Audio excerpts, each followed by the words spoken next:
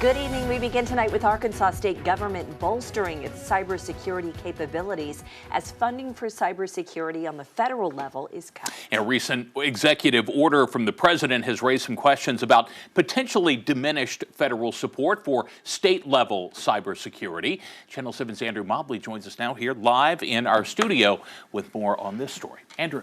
The Cybersecurity Act of 2025, signed into law April 8th, expands the mission of Arkansas's State Cybersecurity Office to standardize security measures across state agencies and respond to threats.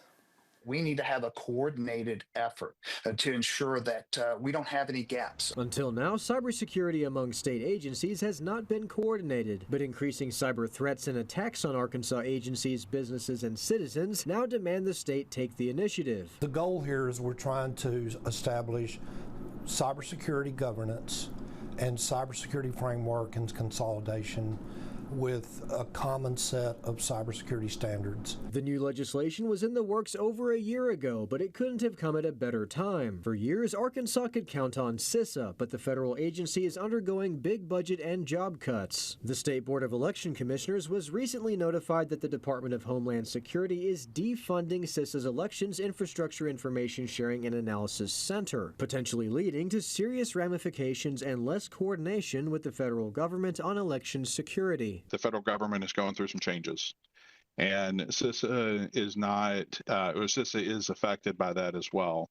CISA has always been a good partner to Forge and the state when it comes to cybersecurity and physical risk. Accompanying the reduction in federal resources, President Trump in March signed an executive order indicating that his administration would scale back federal responsibility for state infrastructure, including cybersecurity, leaving it to the states to step up. While we are concerned about level of resourcing and that, I do think it's time that more states really step up. And Arkansas is stepping up. We're going to create a statewide cyber task force positioned and ready to respond to a variety of cyber incidents. Vance and Richardson say that incident response team will also serve as a resource for counties and municipalities needing to beef up their cybersecurity. Just the first step that's needed to bring our state in compliance across the board with presenting that great defense that the people of Arkansas desperately need.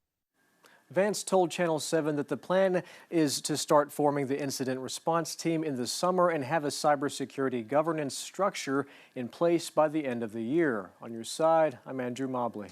Okay, Andrew, thanks very much. For more on cybersecurity in Arkansas, look for this story and others on our website at katv.com.